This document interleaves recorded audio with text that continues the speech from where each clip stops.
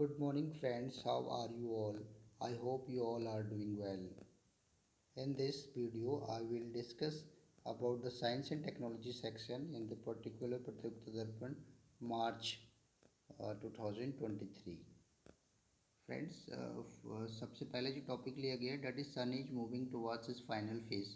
तो मैं बता दूं इसमें ये जो टॉपिक लिया गया है दिस इज़ बेस्ड ऑन सन, जो नासा ऑब्जर्वेशन पे बेस्ड है।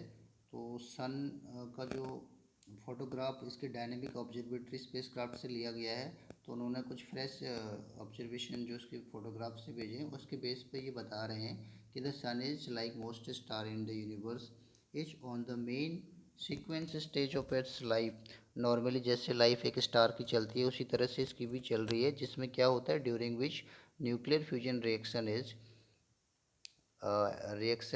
In its life. Nuclear fusion का रिएक्शन होता है जैसा कि हम सभी लोग जानते हैं, जिसमें दो हाइड्रोजन मिलके एक हीलियम में कन्वर्ट कर देते हैं और साथ ही साथ बहुत सारी एनर्जी निकलती है, जिसकी एनर्जी हमारे सन तक अर्थ तक भी आती है। फ्रेंड्स इसमें चिंता की बात यह है कि जैसा हम जानते हैं the process can not be last forever. अब ये हमेशा के लिए ये प्रोसेस नहीं हो सकता है। क्यों नहीं हो सकता है? क्योंकि there is a finite amount of hydrogen in the core of its sun. Sun के अंदर केवल फाइनाइट ही है, सर्टेन अमाउंट है, अनलिमिटेड हाइड्रोजन नहीं है। और जैसे more hydrogen is converted into the helium, तो उसका जो core will continue to shrink. जो सन है, सन धीरे धीरे सिकुड़ेगा, will sink, allowing the outer layer of the sun to move closer to the center and experience a stronger gravitational force. Now over the time जो इन्होंने observation निकाला है उसमें बताया गया है over the course of next 20 million years के बाद सन जो है धीरे धीरे अनस्टेबल हो जाएगा, will become unstable and become losing mass through the series of thermal pulses. तो थर्मल पल्सेस तो बढ़ेंगे लेकिन मास उसका धीरे धीरे कम हो जाएगा। और इसी सीक्वेंस में अगर हम आगे देखें तो इम्पोर्टेंट जो नोटिस करने वाली बात है that is after 3.5 billion years अभी से from now the sun will 40% brighter, 40% ज़्यादा वो ब्राइट हो जाएगा अभी से। But this increase will cause the ocean to boil, जिसकी वजह से हमारे जितने भी ओशियन है उनका पानी पूरा सूख जाएगा, आइस पूरी मेल्ट हो जाएगी और एटमॉस्फेयर में वाटर वेपर्स जो है एटमॉस्फेयर में to be lost to space. Under these condition life as we know it will be unstable to or unable to survive anywhere on the surface. In short, the planet earth will come to be another hot dry Venus। जैसे कि हमारा Venus अभी hot है, वहाँ रह नहीं सकते हैं, सर्वाइव नहीं कर सकता है लाइफ। लाइक वाइज ये भी हो जाएगा आफ्टर 3.5 बिलियन। तो ये इनका ऑब्जर्वेशन है और इन्होंने ये इंपॉर्टेंट न्यूज़ शेयर किया है। अब हम चलते हैं अपनी नेक्स्ट न्यूज़ की तरफ। दूसरा में इन्होंने जो टॉपिक लिया फ्लोटिंग फार्म्स में be the future to produce food. यानी कि आने वाले टाइम पे फ्लोटिंग फार्म, जैसे कि अभी हम फील्ड्स में खेतों में जो फार्म्स उगाते हैं गेहूँ चावल, तो ये आने वाले टाइम में क्या होता है ना, धीरे धीरे हमारी पॉपुलेशन बढ़ रही है तो हमारे पास इतने ज़्यादा खेत खलियान होंगे नहीं जहाँ पे कि हम सफिशेंट मात्रा में फार्म नहीं कर सकते हैं प्रोडक्शन। तो उसके लिए साइंटिस्ट आर वेरी कॉशियस और उन्होंने ये फ्लोटिंग फार्म्स को के ऊपर काम किया। It is type of engineering, farm engineering. तो इसके बारे में यहाँ पे डिस्कस किया है। और ये जो है नीदरलैंड में ऑलरेडी एक हो चुका है, इन्होंने फ्लोटिंग फार्म खोल चुका है जो कि sustainable way of producing food close to where it is consumed. यानी कि लोग जहाँ रहते हैं वहीं पर एक फ्लोटिंग फार्म बनाने के लिए ये जो है इंजीनियरिंग का प्रोजेक्ट चल रहा है, एक पूरा कॉन्सेप्ट है। They have been working on this idea of floating farms. Such an experiment has been built in Netherlands। तो फ्रेंड नीदरलैंड में एक रोटरडैम एक जगह है जो कि एक पोर्ट है, बीजी पोर्ट है। वहाँ पे एक हार्बर है, उसके पास में इन्होंने फार्म बनाए।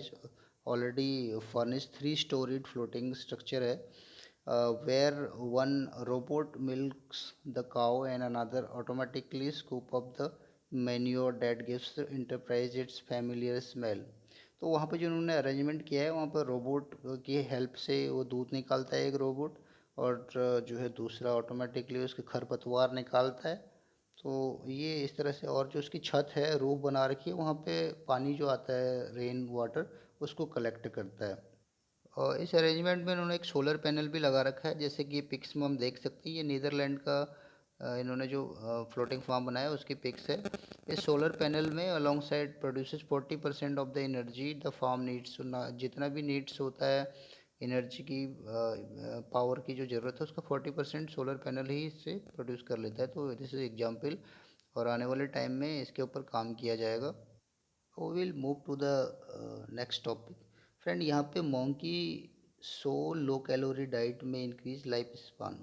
तो यहाँ पे इन्होंने एक एक्सपेरिमेंट किया है जिसमें देखा गया है कि जो लो कैलोरी की डाइट अगर हम लेते हैं तो किस तरह से हमारी लाइफ स्पान बढ़ सकता है, एज बढ़ सकती है। तो इसके लिए इन्होंने मोंकीज पे एक्सपेरिमेंट किया, 20 ईयर्स तक का एक्सपेरिमेंट किया, और उसमें देखा कि बेनिफिट, उन्हें काफ़ी बेनिफिट हुआ है काफ़ी। तो सबसे पहले ये एक्सपेरिमेंट जो है ना लो कैलोरीज का माइस के ऊपर किया था। The mice kept on such a diet from birth have long been known to live up to 40% longer than average mice fed normally। तो 40% उनकी लाइफ का जो स्पान था वो बढ़ गया। अब सेम एक्सपेरिमेंट जो है ये इन्होंने मोंकीज पे किया है। अभी रिसस मोंकीज के ऊपर इसका एक्सपेरिमेंट किया गया है हाल ही में।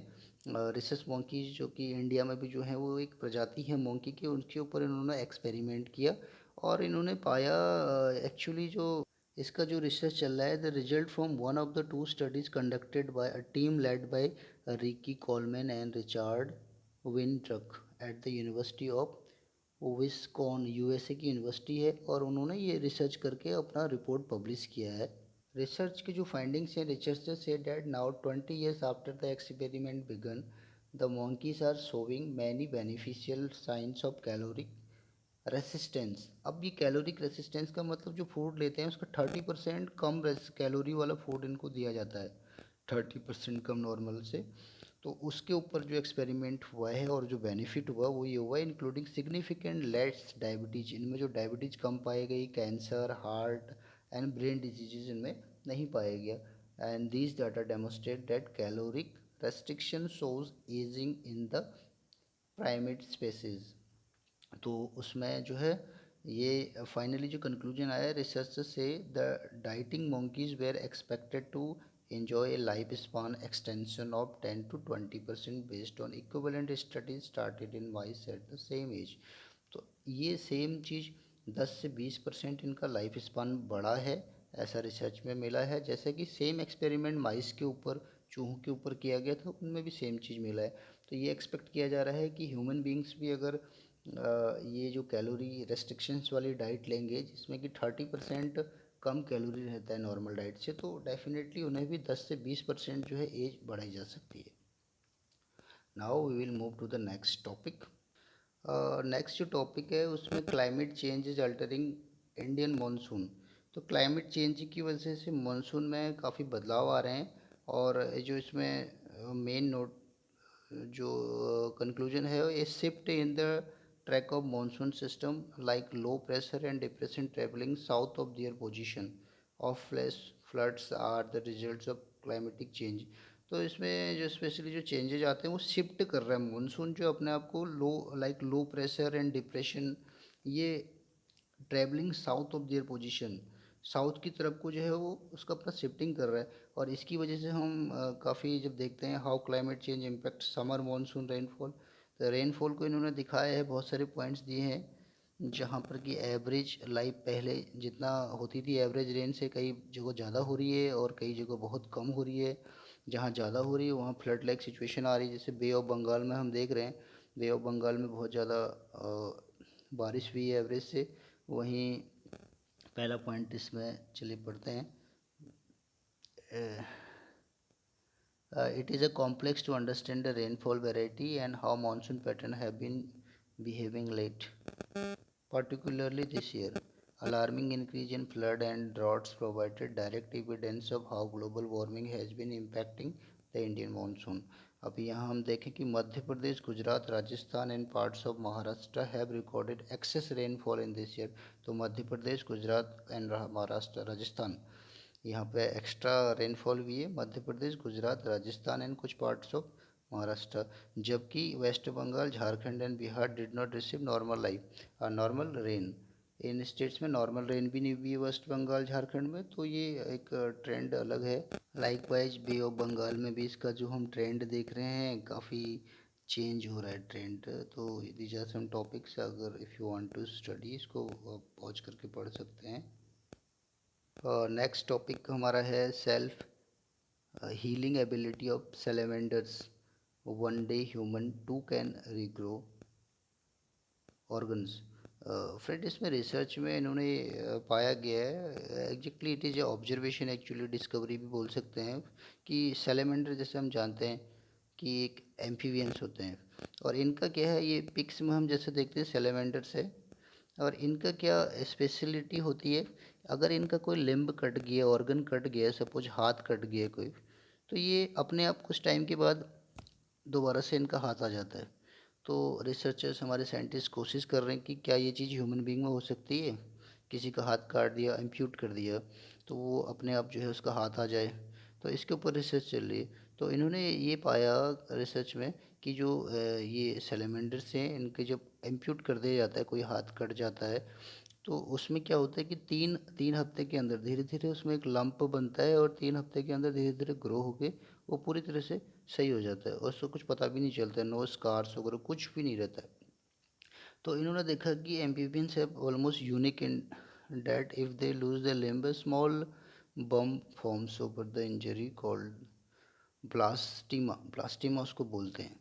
Within about 3 weeks this blastema transforms into a new fully functioning replacement limb without any scarring. तो फ्रेंड जब इसके ऊपर काफ़ी गहन अध्ययन किया गया, तो देखा गया कि जो एम्फीबियन क्रिएचर्स हैं उनमें कैपेबिलिटी होती है जिसको बोलते हैं प्लूरीपोटेंट सेल। ये प्लूरीपोटेंट सेल इनमें स्पेशल होता है, जिसकी वजह से इनके अंदर ये एबिलिटी आ जाती है कि दोबारा से, जैसे भी हमारा अपेंडिक्स है या फिर अपेंडेज, ऑर्गन, टिश्यूज़, ये सब चीज़ें जो कि न्यू रिप्लेस कर देते हैं, अगर कुछ डैमेज हो गया तो रिप्लेस कर देते हैं। तो ह्यूमन के ऊपर ये हो सकता है या नहीं हो सकता, ये बहुत ही regeneration processes like much more sophisticated version of healing in humans and other mammals. तो एम्फीबियंस के अलावा जो ह्यूमंस में जो है वो बहुत ही सोफिस्टिकेटेड है। अब still this research is going on कि क्या कर सकते हैं, अभी तक इसके बारे में क्लियर कट बताया नहीं गया है। जैसे ही निकलते हैं तो we will discuss about it. अब हम अपने अगली न्यूज की ओर बढ़ते हैं, और इसमें ancient humans large body and brain size link to climate change. Friend जैसे हमने देखा, हम जानते भी हैं कि हमारे जो एंशियंट थे वो काफ़ी, उनका ब्रेन और बॉडी का साइज काफ़ी बड़ा था, और धीरे धीरे जो है अभी ह्यूमंस की बॉडी की साइज छोटी हो गई है, ब्रेन छोटा हो गया है। तो उसके ऊपर काफ़ी ये रिसर्च चला, और ये पता चला कि द एवरेज बॉडी साइज, उसके पीछे एक्चुअली क्या रीजन है, व्हाट इज़ द कॉज जिसकी वजह से ये साइज बड़ा और छोटा होता है। तो इनमें इन्होंने पता चला कि जो मेन फैक्टर है डेट इज, मैं पढ़ के बताता हूँ, that is the temperature actually. Researchers led by the university of Cambridge, Cambridge में इसके ऊपर रिसर्च हो रहा है, and ट्यूबिंजन have found that temperature plays a vital role. Larger bodies evolve in the colder, harsher climatic condition, while smaller bodies evolve in warm. तो ये अभी कह सकते हैं जैसे कि ठंडे इलाकों में जो लोग हैं उनकी बॉडी ज़्यादा बड़ी होती है साइज में, और उनका ब्रेन का साइज भी बड़ा होता है। ये चीज़ इसमें इन्होंने साइंटिफिकली रिसर्च में इनको मिला है। पर अगर हम देखें तो हमारे जो इन आवर स्टडी, एक स्टडी हमारी दिखाती है, indicate that climate particularly temperature has been the main driver of changes in body size for the past million years. तो हमने जो देखा है उसमें टेम्परेचर का बहुत बड़ा रोल रहा है। We can see from people living today that those in warmer climate tend to be smaller, and those living in the colder climate tend to be bigger. We now know that the same climatic influence have been at the work for the last million years. हमेशा से ये चलता हुआ आ रहा है, जो भी गर्म इलाकों में रहते हैं उनका साइज़ थोड़ा छोटा देखा जाता है। बट इंटरेस्टिंगली हम देखें, इंटरेस्टिंग बात तो ये है कि our brain and body size are still changing today, but in the opposite direction. In general, humans are shorter and lighter than our ancestors, and our brain size appears to have been shrinking since the end of the last ice age around 11,500 साल के बाद से हमारा धीरे धीरे जो है size छोटा होता जा रहा है। लेकिन ये क्या इंडिकेट कर रहा है, ये थोड़ा कंट्रोवर्सी है, क्योंकि अभी हमारा जो वर्ल्ड का एवरेज टेम्परेचर तो कम हो रहा है, बढ़ रहा है। तो तो फ्रेंड्स इसमें भी अभी जो दिया है interestingly, our brain and body size are still changing today but in opposite direction. In general human are shorter and lighter than our ancestors and our brain size appears to have been shrinking since the end of the last ice age, जो कि 11,500 है। तो ये research तो चल रही है but still इसमें कंट्रोवर्सी अभी आ रही है, तो कुछ भी कहना अभी इतना क्लियरली कॉन्फिडेंटली कहा नहीं जा सकता। और मैगजीन का जो रिसर्च है वो ये है। तो friends, these were the topics given in the science and technology section of प्रतियोगिता दर्पण मार्च 2023। ऐसे ही फैक्ट्स पे जानने के लिए और अगली टॉपिक्स पे डिस्कस करने के लिए एंड स्टडी विद मी, आप मेरे साथ बने रहिए। If you have not subscribe तो please subscribe the channel so that the next video will appear, and thank you very much for watching this video. Take care.